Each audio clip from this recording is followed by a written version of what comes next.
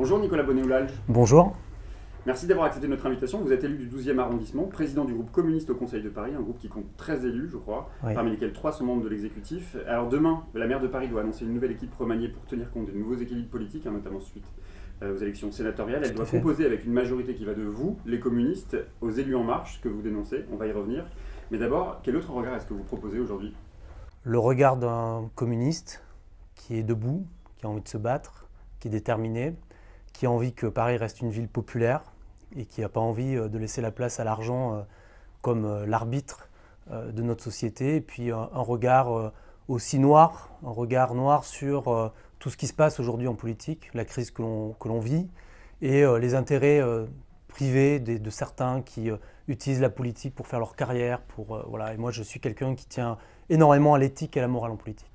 Alors j'ai dit que vous appartenez à la majorité municipale parisienne, autour de la socialiste Anne Hidalgo. Il y a dans cette majorité de plus en plus d'élus qui visiblement rejoignent le mouvement d'Emmanuel Macron, le mouvement En Marche.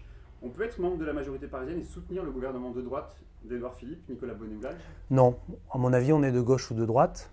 Ce que montre Emmanuel Macron depuis ses premiers mois, c'est vraiment une politique libérale, ultra-libérale.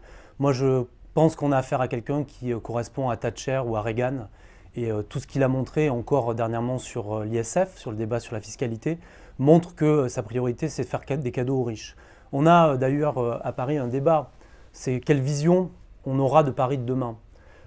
On a soit un Paris qui sera un Paris fait pour les affaires. On a vu ce qui s'est passé après le Brexit et la volonté de certains d'accueillir la City à Paris avec des cadeaux fiscaux. Un Paris fait pour le tourisme, avec toute l'ubérisation de la société, tout ce qui se passe avec Airbnb, les conséquences sur le logement. Ou alors un Paris qu'on a porté avec Anne Hidalgo, c'est un Paris pour toutes, pour la solidarité, pour le partage, pour l'humain d'abord. Un Paris où tout le monde peut vivre, c'est-à-dire un Paris où qu'on soit ouvrier, infirmière, instituteur, institutrice, ou qu'on soit finalement un cadre, on puisse vivre à Paris. Et c'est ça qui est en jeu aujourd'hui. Hidalgo a l'air de dire aujourd'hui que le contrat de mandature n'est pas du tout remis en cause, donc il n'est pas question de remettre en cause la participation à la majorité d'élus qui se revendiquent aujourd'hui d'En Marche. Moi, je pense que c'est à eux de faire le choix. Ils sont en contradiction. Je vais prendre un exemple très simple sur le logement et la loi logement qui est en cours. Nous nous sommes engagés sur une feuille de route très claire qui dit, on va investir, et notamment dans le logement social, parce que c'est la première des préoccupations des Parisiens. Aujourd'hui, beaucoup de Parisiens nous disent, on a du mal à rester vivre à Paris. Ça coûte trop cher. Il y a une spéculation immobilière énorme. Donc nous avons choisi dans cette mandature de faire 7000 logements sociaux par an. Nous avons choisi aussi de se battre contre Airbnb, avec tout ce qui s'est passé, notamment sur le contrôle, sur la volonté de réduire le nombre de nuitées. Enfin, ce que porte aujourd'hui Emmanuel Macron dans cette loi, c'est tout le contraire. C'est dire, on va réduire les APL et on va faire payer les bailleurs. Et quand on dit on va faire payer les bailleurs, et c'est la fronde qu'il y a eu au congrès des HLM, quand on dit ça, ça veut dire en fait qu'on va pouvoir produire moins de logements sociaux. Donc là, il y a un choix clair et déterminant. Moi, j'ai appelé.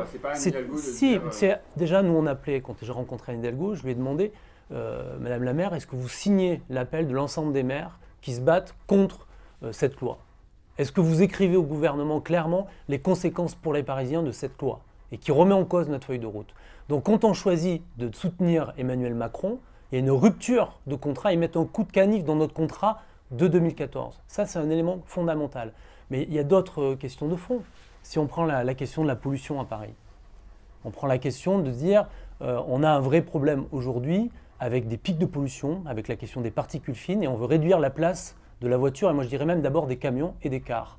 Mais qu'en même temps, M. Macron est en train de réduire la place du fret, qui est déjà réduit presque à néant, mais qu'il est en train de sacrifier le fret, mais aussi la SNCF, etc. Parce qu'il va y avoir une loi sur la question du rail.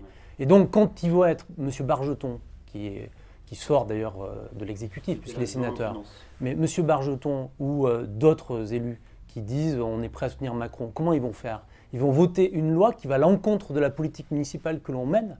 Donc, c'est à eux d'être cohérents. Et nous, ce qu'on demande, c'est que finalement, on a eu un pacte de mandature, un contrat de mandature, dans lequel il y avait des socialistes, des écologistes, des radicaux de gauche et des communistes. Si ce périmètre ne bouge pas, et qu'on a des adjoints qui gardent ce cap, il n'y a pas de problème pour nous. Mais à partir du moment où certains disent bien on change d'avis, on change de chemin, eh bien, ils n'ont pas leur place dans l'exécutif. Est-ce que vous pensez que la majorité peut être menacé à partir du moment où aujourd'hui oui, plusieurs élus souhaitent créer un groupe En Marche au sein du Conseil oui, de Paris. puisque c'est une manière de donner les clés à la droite. On a une droite qui est en embuscade. Et ce que je disais tout à l'heure, cette droite, qu'est-ce qu'elle veut? Elle veut un Paris pour les riches. Elle ne veut pas un Paris où on construit des HLM. On l'a vu avec l'histoire du centre pour, par exemple, les personnes qui sont à la rue dans le 16e arrondissement. On a vu ce qui s'est passé dans le 16e arrondissement. On a vu le comportement de M. Gloasgen. On a vu au moment de la crise des réfugiés, qui est encore d'ailleurs une question d'avenir, on a vu dans cette crise des réfugiés que quand on a voulu héberger des réfugiés dans un gymnase du 15e arrondissement, M. Goujon, M. Lamour sont allés donner des coups de pied dans les bagages de ces gens-là en les chassant du gymnase. Donc est-ce qu'on veut donner la ville, les clés de la ville à ces gens-là? Est-ce qu'on veut donner les clés de la ville à M. Macron? C'est une question. La question, elle est vraiment pointée aujourd'hui. Donc on a 3 ans.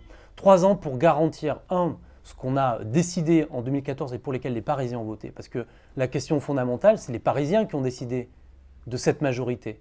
Et justement, le poids des communistes au sein de la majorité, j'imagine que ça a été aussi le sujet que vous avez évoqué avec Anne Hidalgo. Vous l'avez rencontré mardi. Est-ce que la place des communistes va être renforcée à l'issue de cette discussion? Ce n'est pas notre demande. Notre demande, c'est de conforter nos politiques. Nous avons aujourd'hui 3 adjoints en conseiller délégué. Ce qu'on demande, c'est de maintenir les orientations, les objectifs, et que nos adjoints aient les moyens de travailler. Je prends l'exemple de Jacques Baudrier, qui est conseiller délégué aux travaux. Son rôle, c'est de produire notamment les équipements publics. Il est en charge des constructions publiques. Construction de crèches, construction des médiathèques, des gymnases pour le sport, construction publique. C'est très important parce que c'est justement une logique d'investissement qui va à l'encontre des politiques d'austérité. Ce qu'on a demandé, c'est par exemple que Jacques Baudrier ait un peu plus de liberté et de moyens puisqu'il est rattaché à M. Missika. Et aujourd'hui, il dit, par rapport à... Missika qui a rejoint le mouvement... Non, M. Missika est un... proche de... Non, M. Missika est un homme totalement libre en politique. Il a toujours été comme ça. Il a fait le choix, peut-être au moment de la présidentielle, comme d'autres. Par exemple, Patrick Braouzek a aussi fait ce choix de soutenir Emmanuel Macron. Mais les derniers propos qu'il a tenus, c'est plutôt de se détacher, notamment sur la question de la crise des réfugiés et par rapport aux propos que M. Collomb a tenus et le projet de loi sécuritaire qui est en train de se mettre en place, qui est une vraie question. Alors on est bientôt à mi-mandat. Qu'est-ce que les communistes justement apportent à la ville de Paris? En quoi les communistes font-ils la différence dans les politiques municipales? Plusieurs exemples, je l'ai dit sur le logement. Mais c'est aussi l'idée par exemple, je prends l'exemple qui est vraiment déterminant du budget, la question de la fiscalité. Nous avons été le seul groupe, depuis le début de la mandature, à proposer des recettes au moment où d'autres disent s'il y a baisse des dotations, il faut faire des économies. On a, par notre intervention et mon intervention au Conseil de Paris, permis d'une part d'augmenter les droits de mutation à titre onéreux, c'est quand on vend un appartement, et on voit aujourd'hui que la vente continue à Paris, ce qui nous a permis d'avoir des nouvelles recettes. On a intervenu sur une taxation, enfin on va dire une fiscalité intelligente sur toutes les questions de logements vacants, de bureaux vides, etc. Ce qui nous a permis d'avoir des recettes et d'avoir une conception de dire des recettes sont possibles parce qu'il y a des richesses dans notre ville, plutôt que de dire on va commencer par faire des économies. Donc on a réussi à inverser cette conception. On a permis aussi plusieurs choses. Par exemple, mon collègue Didier Lerest a porté l'idée d'un conseil des générations futures, qui est une instance de concertation, une instance démocratique, qui n'existait pas avant. On a porté, et là je suis assez content, puisque c'est moi qui ai présenté cette délibération au Conseil de Paris, la création de halles alimentaires pour permettre la vente de produits de producteurs agricoles direct aux consommateurs. Et la semaine prochaine, la première halle alimentaire va être inaugurée dans le 10e arrondissement. On a tout un tas d'exemples comme ça. J'ai moi-même porté une mission sur le Fabriqué à Paris pour relancer la fabrication locale à Paris. Et ce qui va aboutir dans quelques mois à un label Fabriqué à Paris pour mettre en avant plusieurs artisans, c'est plusieurs milliers. Et pour remettre d'ailleurs au cœur de Paris la question de la fabrication, de la production parisienne, qui est le contraire d'un modèle économique où on nous dit qu'il faut faire venir la City, un modèle économique qui repose sur les banques, qui repose sur la finance. Et nous on dit non, le modèle économique peut reposer sur la production. Donc on a porté beaucoup de choses de cette manière et c'est une autre conception qui est une conception de gauche que celle qu'on entend aujourd'hui sur le plan national ou dans la bouche des gens qui sont proches de Macron. Alors hier justement sur la question communiste, je recevais Emmanuel Serva-Marzal, c'est un sociologue, il est spécialiste de la gauche espagnole et des mouvements de désobéissance civile. Il vous a posé une question, il fait le constat que le mot communiste se délite et qu'il est progressivement remplacé par des mots comme les communs, la commune. Et du coup, il vous demande si vous pensez que l'idée communiste est aujourd'hui une idée mobilisatrice et porteuse d'avenir. Bon, c'est pas une marque. Moi, je ne suis pas dans une logique de marque et de label de parti politique. Moi, je pense que le communisme, c'est d'abord un idéal, c'est un combat, et c'est l'idée de changer le monde. Et c'est mobilisateur de vouloir changer le monde. Quand on voit aujourd'hui la crise des migrants, quand on voit les questions de paix dans le monde, de guerre, il y a besoin de changer le monde. Est-ce qu'on se résigne au capitalisme ou est-ce qu'on veut inverser les choses? Et pour moi, l'antidote au capitalisme, c'est le communisme. C'est un idéal, c'est un combat et c'est une possibilité d'un autre monde qui peut exister. Alors j'ai une dernière question. Vous avez été un militant actif en faveur de l'organisation des Jeux Olympiques à Paris en 2024. Hier, lorsque j'ai annoncé que vous seriez notre invité dans la matinale, vous avez été interpellé par Beijing 75, un tweetos, en colère contre les frais engendrés par le déplacement de la délégation parisienne à Lima. Qu'est-ce que vous lui répondez? Il a raison. Il faut être transparent sur les dépenses, c'est une exigence. On ne peut pas d'un côté dire qu'il faut faire des économies, mener des politiques d'austérité, et puis de notre côté avoir des dépenses qui ne sont pas du tout transparentes. Donc je partage l'idée de transparence. Après, ça ne remet pas en cause l'idéal olympisme.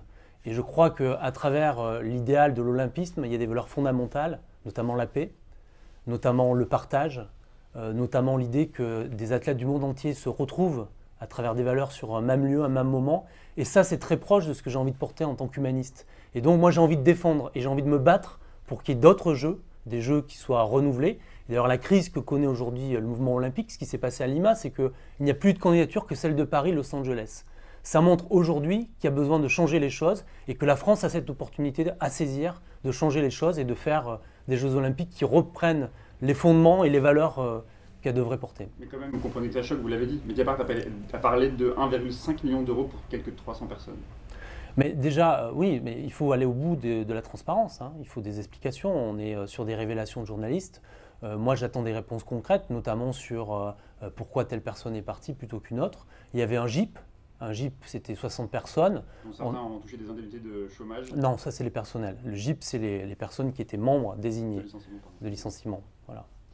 Merci beaucoup Nicolas Bonnet-Oulal. Demain, je recevrai la philosophe Sandra Logier. Elle travaille sur les questions de désobéissance civile et de démocratie radicale. On la connaît aussi pour ses travaux sur l'éducation populaire et les séries télévisées. Elle a par ailleurs animé le pôle idée de la campagne présidentielle de Benoît Hamon. Vous avez une question pour elle?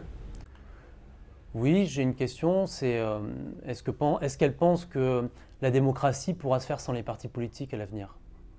Eh bien, je transmettrai la question. Merci beaucoup.